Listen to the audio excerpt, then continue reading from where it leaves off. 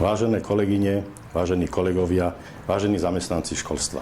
13. septembra 2012 sa uskutoční štrajk všetkých zamestnancov školstva za splnenie oprávnených požiadaviek.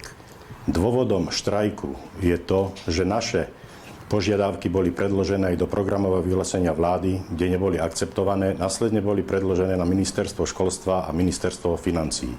Pripomínam, že ide o tieto požiadavky. V prvom rade navýšenie finančných prostriedkov do školstva tak, aby naše školstvo vo financovaní sa čo najskôr vyrovnalo vyspelým štátom Európskej únie a dosiahlo prídel z hrubého domáceho produktu okolo 6 %. Súčasná situácia je taká, že prídel z hrubého domáceho produktu pre školstvo je okolo 3,2 %.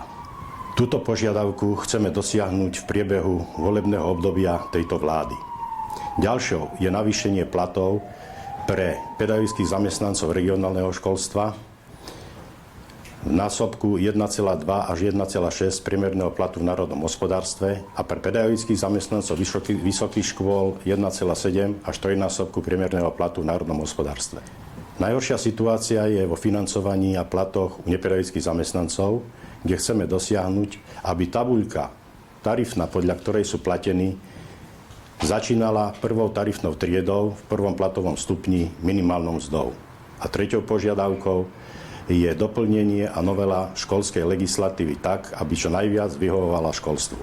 Náš štrajk podporili aj Európske odborové zväzy. Spomeniem Českú republiku, Poľsko, Francúzsko, Holandsko, Maďarsko a takisto máme podporu aj z odborárskej centrály z Bruselu.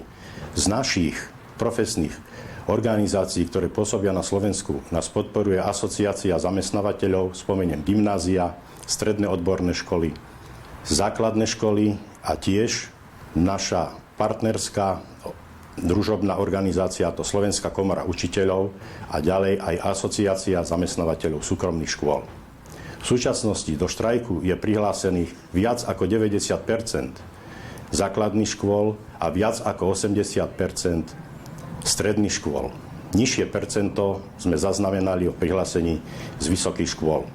V danom čase existujú mnohé nálady našich neprajníkov, od ktorých sa dištancujeme a nechceme, aby z nich vznikli štrajkokazy. Ďalej je dôležité povedať aj to, že sme oslovili listom premiéra Slovenskej republiky, kde mu vysvetľujeme dôvody a ciele štrajku a v závere ho žiadame, aby svojou osobnosťou prispel k tomu, aby vláda Slovenskej republiky sa vážne zaoberala súčasnou situáciou v školstve. Po štrajku vo štvrtok alebo v piatok budeme sa ďalej zaoberať ďalšími postupovými krokmi. S tým, že oslovíme kompetentných pre jednanie, aby sme boli úspešní. Pokiaľ nedosiahneme to, čo sa stanovilo v Rade Odborového zväzu pracovníkov školstva na Slovensku, zasadne opäť rada a príjme k tomu konkrétne kroky.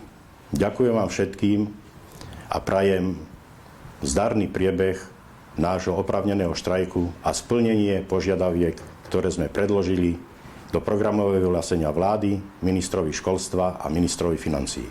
Ďakujem.